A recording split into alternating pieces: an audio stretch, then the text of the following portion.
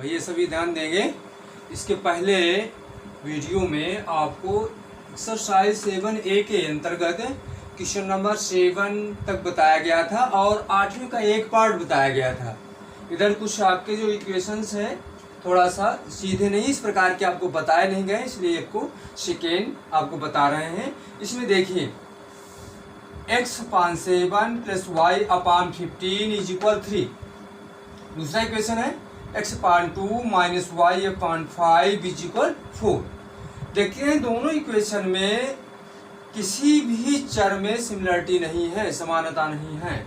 अतः हमें किसी एक पद का विलोपन करना है, y या x का। अब विलोपन करने के लिए उसे में समान बनाना पड़ता है, गुणांकों को समान बनाना पड़ता है। अब देखते हैं कि यहाँ x/7 है, x/2 है, बनाने में इसको भी हम समान कर सकते हैं। और इसमें देखिए दूसरे पद को y/15 और दूसरे में है -y/5। तो अगर हम इसमें 1/3 का गुणा कर दें तो ये 15 एक y/15 हो जाएगा, तो ये पद समान हो जाएंगे। जब समान हो जाएंगे तो दोनों समीकरणों को जोड़ देंगे तो y का विलोपन हो जाएगा और x का मान हमारा प्राप्त हो जाएगा। तो फिर आप देखेंगे हम y वाले पद को के गुणांकों को समान कर रहे हैं। समान करने के लिए y/15 है और इसमें y/5 है। ये कैसे समान होगा? अगर हर में 3 का गुणा हो जाए तो ये समान हो सकता है। तो हर में 3 का गुणा करने के लिए 1/3 से समीकरण 2 में पूरे में गुणा करना पड़ेगा। तो लिखेंगे समीकरण 2 में 1/3 से गुणा करके समीकरण 1 के साथ जोड़ने पर समीकरण सेकेंड में 1/3 से गुणा करके समीकरण 1 में जोड़ने पर अब देखिए समीकरण 2 में गुणा करना है 1/3 का। तो इस पद में 1/2 का गुणा करेंगे तो x/2 और गुणे 1/3, तो 3 गुणा हर में होगा, 1 गुणा अंश में होगा। अगर हम 1/3 का गुणा करें तो 1 का गुणा x में होगा, x आएगा, 3 का गुणा 2 में होगा तो 6 आ जाएगा। तो अब सीधे आप करना सीखिए। तो यहाँ हम 1/3 का गुणा करेंगे तो x/6 आ जाएगा, माइनस y/1/3 का गुणा करेंगे y/15 प्राप्त हो जाएगा। और इसमें दूसरे तरफ भी आपको गुणा करना है तो 4 में 1/3 से गुणा करेंगे तो 4/3 प्राप्त हो जाएगा। अब इसको हम समीकरण 3 बना देते हैं और समीकरण 1 से आपको जोड़ना है। तो x को ज्यों समीकरण 1 को ज्यों कहते हैं उतार लीजिए, x/7 + y/15 = 3। ये समीकरण आपका फर्स्ट था। और दोनों समीकरणों को जोड़ना है। क्यों जोड़ना है? कि y वाला पद जो है, y चर पद जो दिया गया है, ये देखिए समान है परंतु विपरीत चिन्ह है, तो जोड़ने पर इसका विलोपन हो जाएगा। तो यहाँ पे आप लिख देते हैं जोड़ने पर, उसे इसकी आवश्यकता नहीं, आप लिखे हुए हैं फिर भी लिख देते हैं। जोड़ने में कोई चिन्ह चेंजिंग नहीं होती है तो इसका विलोपन हो जाएगा, ये 0 हो जाएगा, ये जुड़ेगा। तो x/6 + x/7 ये जुड़ गया, प्लस करके रख देंगे। इसको भी जोड़ना है 4/3 + 3। देखिए इसका एलसीएम लेंगे जोड़ने में, 6 और 7 का गुणा कर देंगे तो एलसीएम आ गया इसका 42। 6 × 7 = 42, 7x हो जाएगा और 7 × 6 = 42, 6x हो जाएगा बराबर। इसका बटा 1 करके इसका भी एलसीएम 3 ले लिया और हल करेंगे, ये 4 आ जाएगा, प्लस 3 × 3 करेंगे 9 आ जाएगा। अब इसमें 7x और 6x जोड़ेंगे तो 13x और बटे में 42, 9 और 4 जोड़ेंगे तो 13/3 प्राप्त हो जाएगा। देखते हैं इसमें इसका तिर्यक गुणा करते हैं। 42 का गुणा 13 में अंश में हो जाएगा और 13 का गुणा 3 के साथ हो जाएगा। x का मान आपको ज्ञात करना है, 13 × 42 हर की संख्या गुणा तिर्यक किया गया तो 13 × 42 हो गया। और जो अंश की संख्या है इसको हम ले जाते हैं दाहिने तरफ तो बटे में जाएगा, 3 × 13 हो जाएगा। ये आपका चला गया है। यहाँ अब इसको हल करेंगे, यही समझने की बात है। तिर्यक गुणा यहाँ किया गया, इसका तिर्यक गुणा हर में किया गया है। यहाँ देखिए 13 और 13 ये डिवाइड हो गया, एक बार गया 3 का भाग 42 में देंगे तो 14 तिया 42, 14 बार आपका चला जाएगा, तो x बराबर 14 प्राप्त हो गया। अब x बराबर 14 इन्हीं समीकरणों में से किसी एक में रख दीजिए, चाहे एक में रखिए चाहे दो में रखिए, जिसमें आपको आसानी पड़े उसी में रखते हैं। तो आगे लिखते हैं समीकरण 1 में, समीकरण 1 में x बराबर 14 रखने पर, x बराबर 14 आप रखेंगे।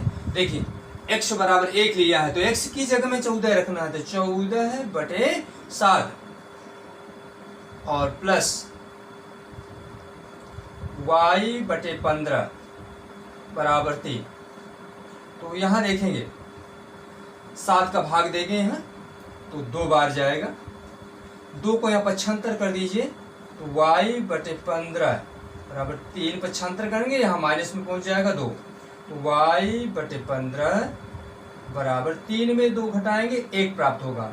इसका तिर्यक गुणा करेंगे, 15 गुणे 1 करेंगे तो y का मान आ जाएगा y बराबर 1 गुणे 15 है, अर्थात ये जो आपका मान प्राप्त हो गया y का 15 प्राप्त हो गया, y बराबर 15 आ गया। तो आंसर आपका क्लियर हो गया, आंसर ये x बराबर 14 आया है और y बराबर 15 आएगा, ये आंसर प्राप्त हो गया। अगर इसे आप चेक करना चाहें, देखते हैं उत्तर की जांच करना है, तो x की जगह में 14 रखेंगे 2 आ गया, और यहाँ 15 रखेंगे y की जगह में 15 और 15 का भाग देंगे 1 आ जाएगा, 2 और 1 जोड़ेंगे 3 आ गया। इस प्रकार उत्तर की जांच हो गई।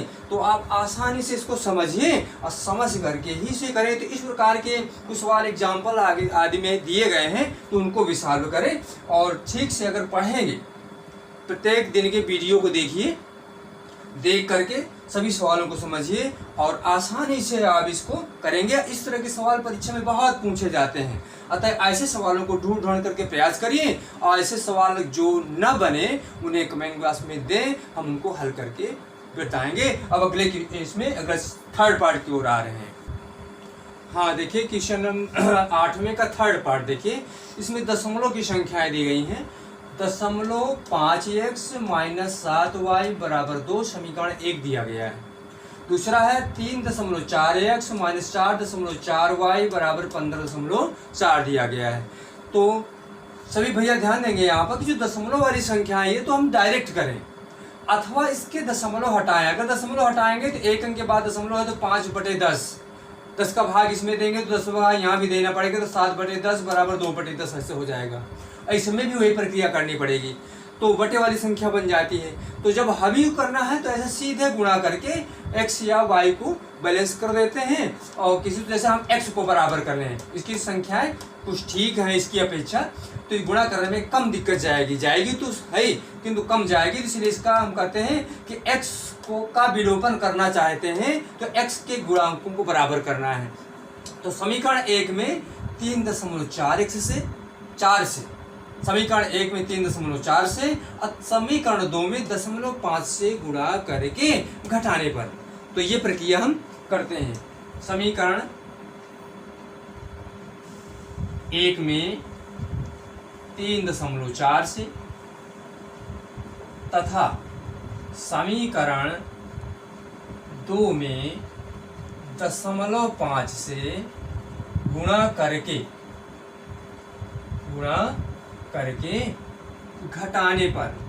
अभी गुणा क्यों किया गया है कि एक का विलोपन करना है, x या y का विलोपन करना, तो x का विलोपन करना चाहते हैं तो इसलिए x के गुणांकों का आपस में गुणा कर लेते हैं घटाने पर। अब देखिए 3.4 का समीकरण 1 में गुणा करेंगे तो यहाँ 0.5 है, 3.4 है, तो 0.5 का इसमें गुणा करेंगे, 5 चौको 20 और 5 तिया 15 2 17, 0.1 अंक इसमें, 1 अंक इसमें, 2 अंक के बाद आप दशमलव लगाइए, x आ गया माइनस, इसका गुणा यहाँ करेंगे 7 चौक 28, 7 त्रिक 21, 21 2 23, 0.1 अंक के बाद इसमें लगेगा y बराबर 34 दूनी 68 6.8, ये समीकरण नंबर 3 आपको प्राप्त हो गया।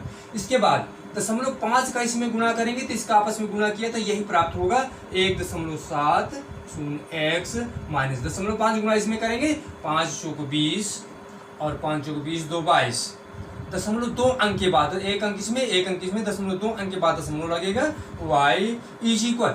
अब इसका गुणा यहाँ करना है, 5 चौको 20 और 5 बच्चे 25 2 27 और 5 1 5 और 5 2 7, ये प्राप्त हुआ। यहाँ भी 2 अंक के बाद दशमलव लगेगा। समीकरण नंबर ये अगला प्राप्त हो गया, चौथा। अब इसे घटाना है, तो घटाने में नीचे वाले समीकरण के चिन्हों को बदल देते हैं। तो ये प्लस है तो माइनस, ये माइनस है तो प्लस, और ये माइनस हो जाएगा। इसे साफ करेंगे, देखिए 1.70x माइनस 1.70x, जब इसे हल करेंगे दोनों समान और विपरीत हैं तो इसका विलोपन हो गया, 0 आ गया।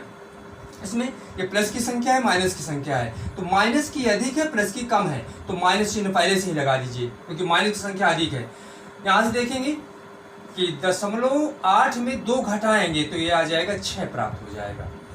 3 में 2 घटाएंगे 1 प्राप्त हो जाएगा, और 2 में 2 आप ये घटाएंगे 0, यहाँ से देखिए 2 में 8 घटाया गया, अब 2 आपका ये प्राप्त हो गया, तो 21.6y प्राप्त हो गया इज इक्वल। यहाँ देखिए ये माइनस की संख्या ज़्यादा है और प्लस की संख्या कम है, तो यहाँ भी माइनस आएगा, और 17 में 8 घटाएंगे 9 आएगा, और यहाँ 6 बजेगा, 6 में 6 घटाएंगे 0 आ जाएगा, 0.9 प्राप्त हुआ। माइनस दोनों पक्ष में है तो माइनस को पहले से ही कैंसिल कर देते हैं, y इज इक्वल 0.9 बटा 21.6। एक अंक के बाद दशमलव है तो दोनों के दशमलव हटा दीजिए, तो 9 बटा 2 16, 9 से डिवाइड, 9 के 9, 9 दूनी 18 और 9 चौक 36, अर्थात ये आ गया 1/24। y की वैल्यू आपकी प्राप्त हो गई 1/24।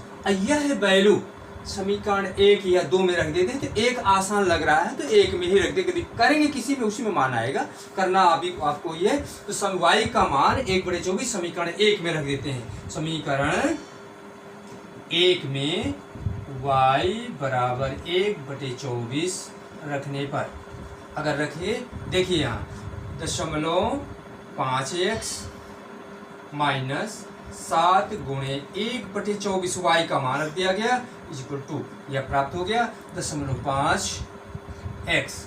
इसको उधर ले जाएंगे तो पहले इसे हल करें, 7 गुणा अंश में होगा तो 7/24 बराबर 2।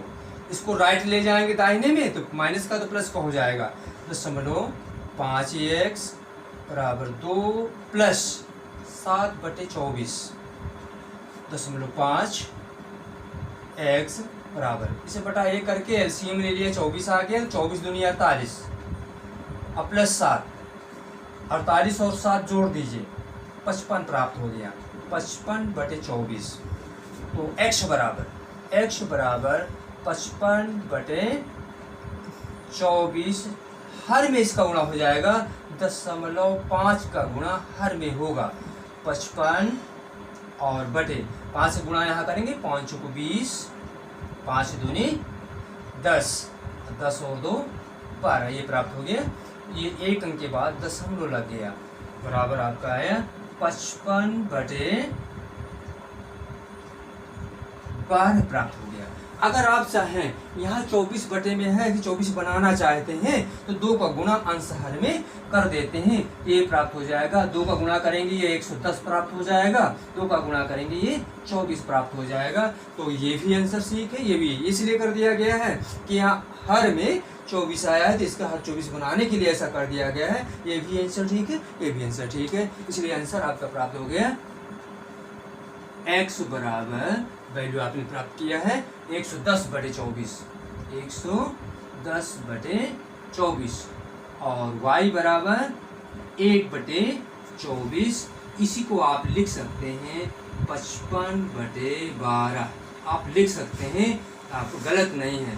तो ये आपका आंसर x बराबर 110/24 या 55/12 और y बराबर 1/24, ये आंसर आपका प्राप्त हो गया। इस प्रकार आपने 8वें में ये समीकरण नंबर 3। तो इसके जो है तीनों पार्ट एक जरूर आता है आपकी परीक्षा में।